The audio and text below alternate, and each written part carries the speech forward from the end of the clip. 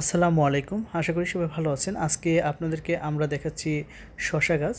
তো এখানে যে শশা গাছগুলো লাগানো হয়েছে সেগুলো যে গ্রো ব্যাগের মধ্যে কোকোডাস্ট দিয়ে সেই কোকোডাস্টের মধ্যে লাগানো হয়েছে। আর আপনারা জানেন যে পলি হাউজে আমরা শশা গাছগুলোকে হাইড্রোফোনিক পদ্ধতিতে বা হাইড্রোফোনিক সলিউশন দিয়ে মেনলি চাষাবাদ করে থাকি। জাস্ট গ্রোয়িং মিডিয়া হিসাবে কোকোডাস্টগুলোকে ইউজ করি।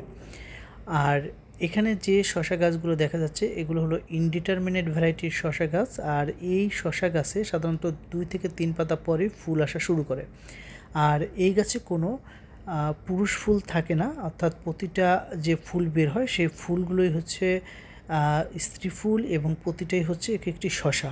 তবে এই ভ্যারাইটির যে শশা গাছগুলো এগুলো যে শুধু পলি হাউজেই লাগানো যায় ব্যাপারটি আসলে তা না। কেউ যদি চায় এটা ওপেন ফিল্ডেও চাষাবাদ করতে পারেন।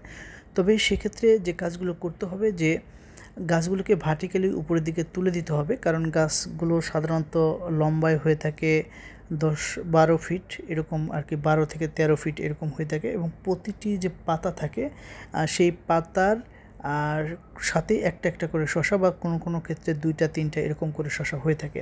তো প্রতিটা গাছ থেকে বলা চলে যে প্রায় 5-6 কেজি করে শশা পাওয়া যায়। গাছটার যে হাইটটা অর্থাৎ 14 ফিট এরকম যদি হয়ে থাকে তাহলে দেখা গেছে যে 5-6 কেজি করে শশা পাওয়া যাবে এবং এক একটা শশা।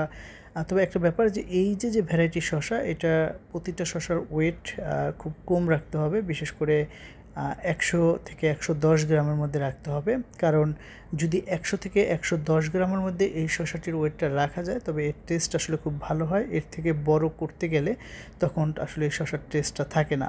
আর যেহেতু এটি একটি সিডলেট শশা, তো সিডলেট শশার যে টেস্ট এটা আসলে এই 100 থেকে 120 গ্রামের মধ্যে রাখলে আসলে এই টেস্টটা অরিজিনাল টেস্টটাই বোঝা যায়। তো এটা আসলে আপনারা চাইলে ওপেন ফিল্ডেও চাষ করতে পারেন।